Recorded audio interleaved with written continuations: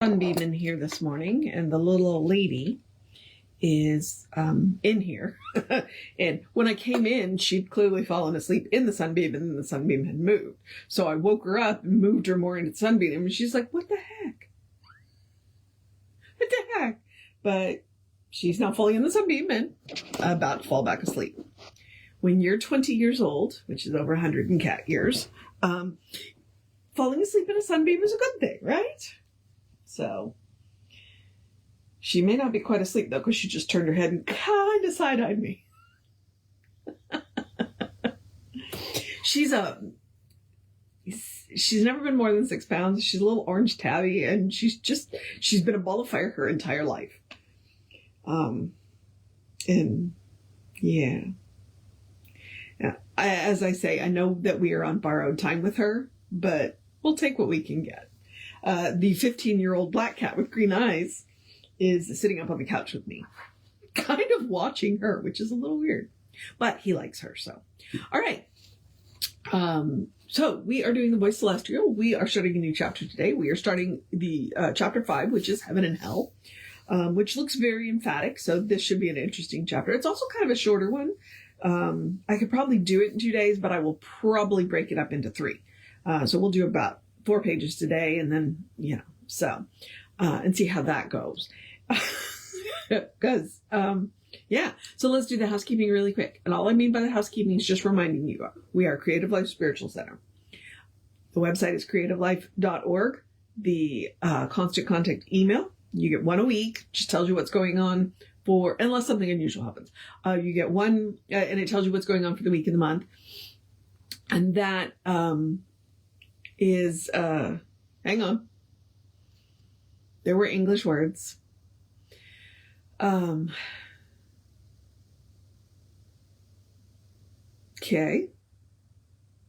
Oh, email info@creativelife.org. That is the, wow.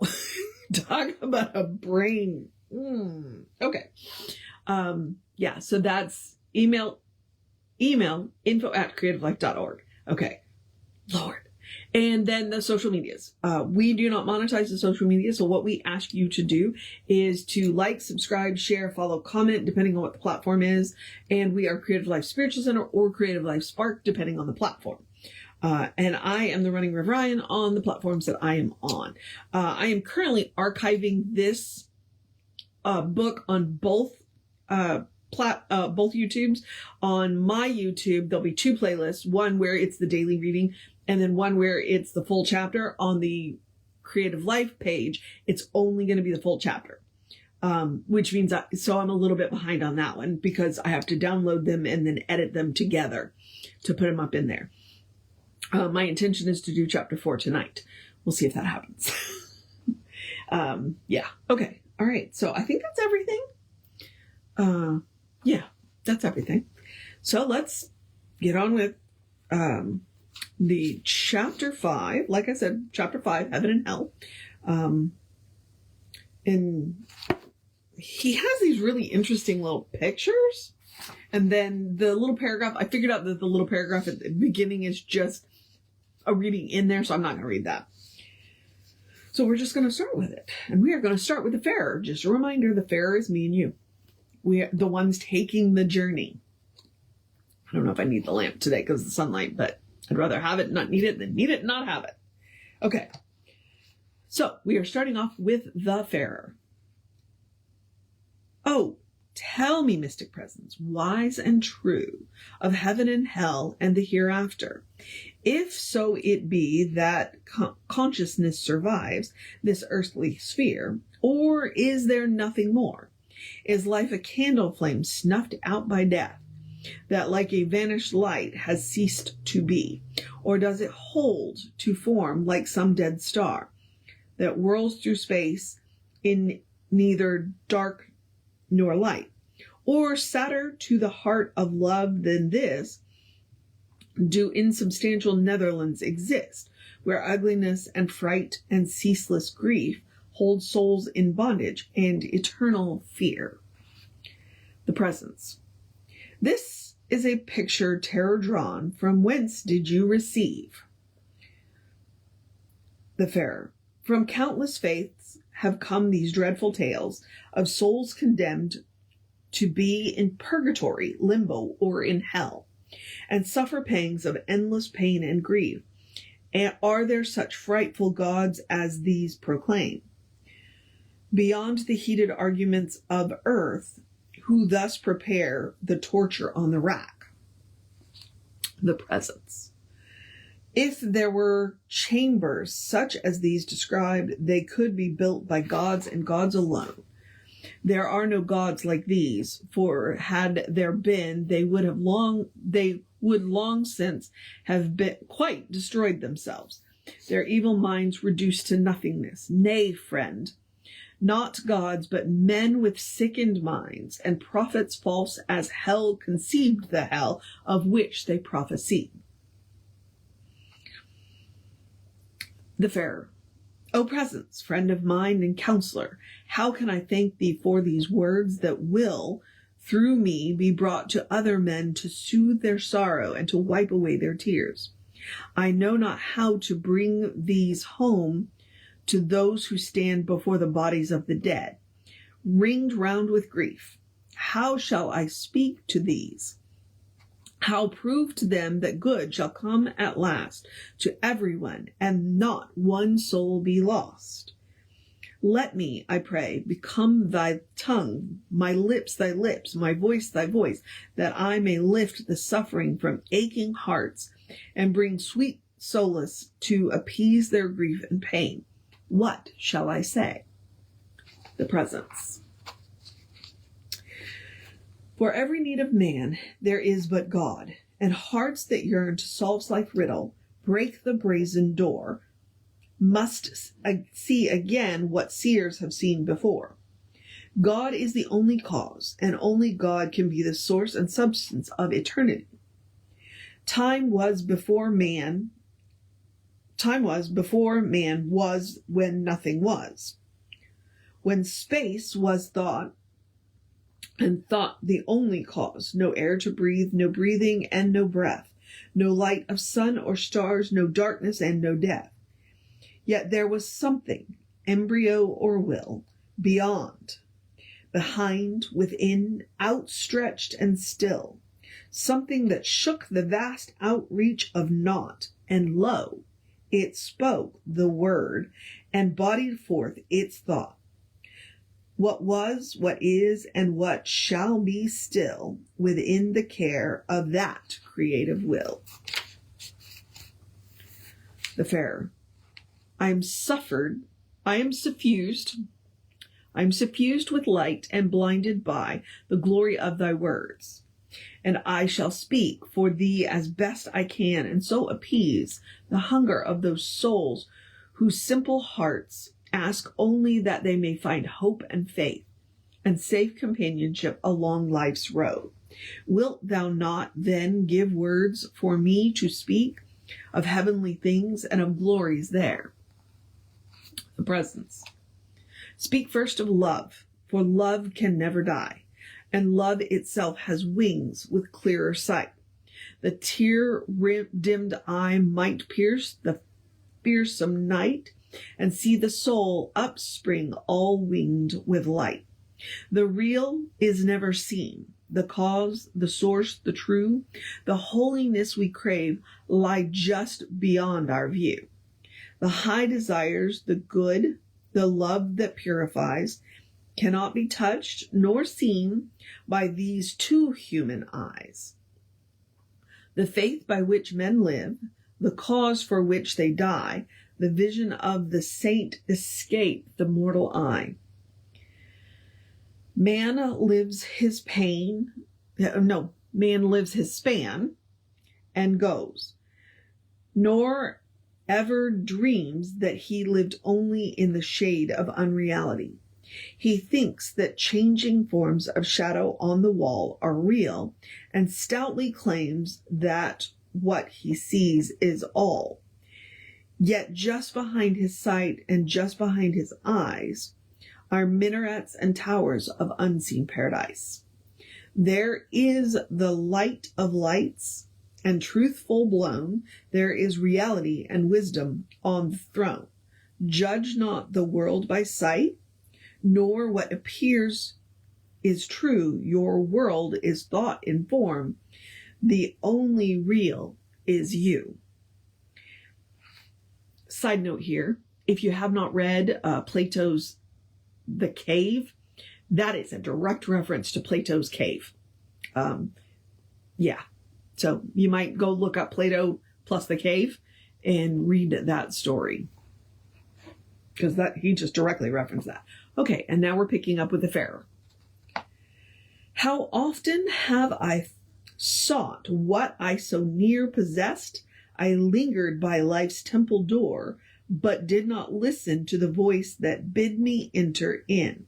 But now I will proclaim a fairer temple for the souls of men, where hurt and fear no longer shall hold sway. The presence. Let men await such vision of the truth, nor leave a single soul without high faith. Then shall the morn of hope most brightly dawn. What noonday sun shall neither burn nor wither, while evening twilight comes in quiet peace, and lights its star to guide the farer thither.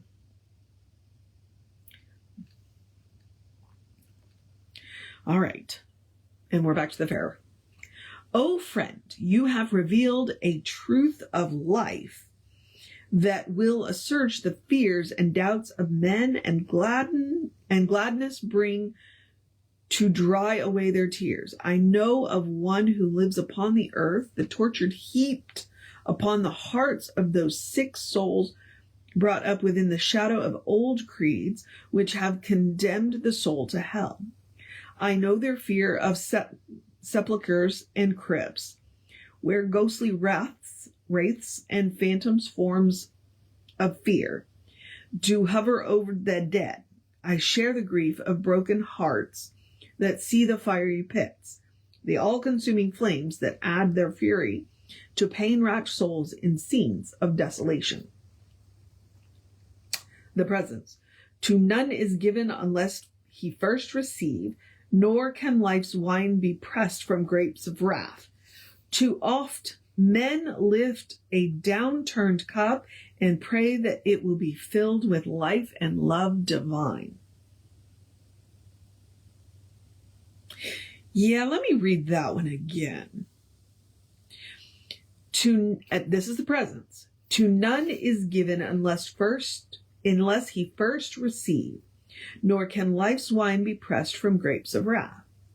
Too oft men lift a downturned cup and pray that it be filled with life and love divine. All right, the Wayfarer. How then is this? What meanest thou, my friend? The presence.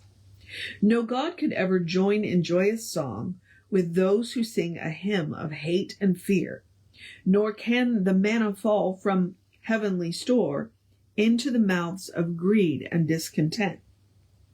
The golden autumn shows no harvest field to him who plants no seed nor tills the soil. Life follows furrows straight and sure. The Wayfarer. O thou interpreter of life, thy words fill me with awe, but how can I, a man, embrace the meaning of such mysteries? The presence. The simplest soul is heaven-bound and lives in heaven now, whose heart becomes a door that opens wide to love, who pity holds for those who faint or walk the road of grief, shall pity find. O blessed peace, dost find in this riddle far too deep? Faint not, forgive, and all shall be forgiven. The Wayfarer. The way is simpler than I thought, that man made hell, but also makes his heaven. The presence. Be not deceived by prophets whose words do hang like beards of moss to sap the tree that lifts its head above the dismal swamp of yesterday. Their gloom has shadowed over the hopeful heart, and bound the minds of men. They met the need of savage days, and meant full well. Their day is past. So let the dead be buried with the dead, and let new sap flow through new limbs and blossom in new fruit. The thoughts that ages have believed are written on a secret hidden scroll, which by the unseen law of its own being repeats its error in the minds of men. And truth, once relative, is by tradition held until it is a lie. And from dead stars men take their bearings, spin their compasses, and hope to sail a true course that leads to heaven. The Farer.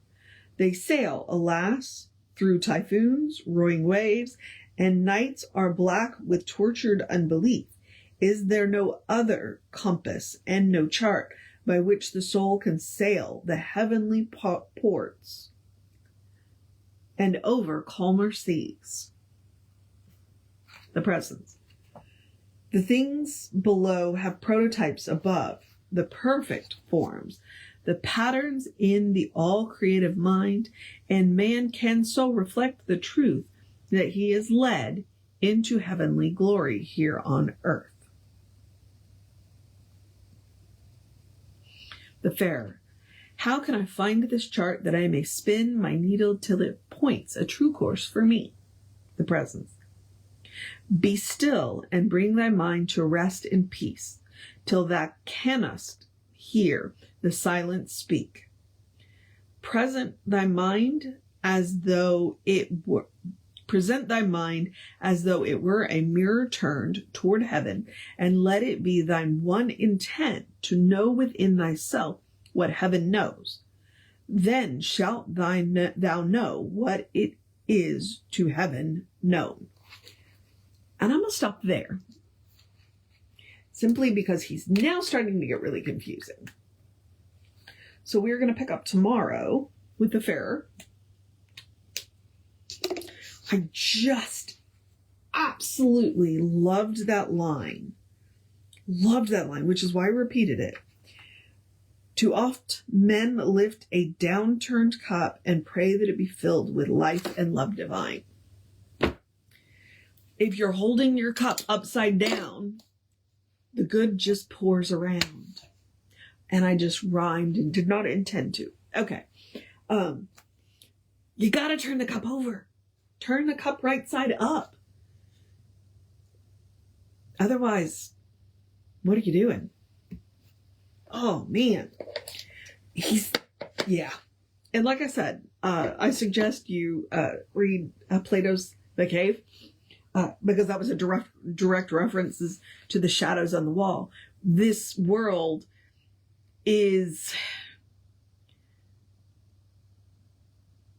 the illusion. But back of it, there is something real. And so we dance this dance with these illusions because someday we're going to turn around and see the actual sun and not the shadows on the wall. All right. I got to move the cat because I'm going to go move the cat because the sunbeam has moved again and she's asleep. So yeah. So I'm going to wake her up, move her into the sun. But before that, I'm going to encourage you to have a great day, wondrous day, fantastic day, a magical day, an enchanted day, a wonderful day, an awesome day, an amazing day, a take care of business day, a you got this day, a middle of the week day, a drink plenty of water day, a enjoy the beautiful weather day, a enjoy the sunshine day, take a nap in a sunbeam day, a tell somebody you love them day, a good day. And if that is too much pressure, simply have a day. You are enough, just as you are. You are a beloved expression of the divine. You are a brilliant light, a divine spark, spirit in motion, God in action, a beautiful masterpiece, and a work in progress at the same time. And at your own pace. And as Reverend Jesse likes to call us, you are a godly. All right, beloveds, explore the truth of your being. Get to know who the divine knows you to be, because the divine knows you to be good. It's all the divine knows. And from there, anything is possible. All right, Reverend David should be on around 5 p.m. with you. I'll be back with you around 9:15 to take on more of Chapter 5 of Heaven and Hell. Take care of yourself. Know that you are loved. And I will see you next time.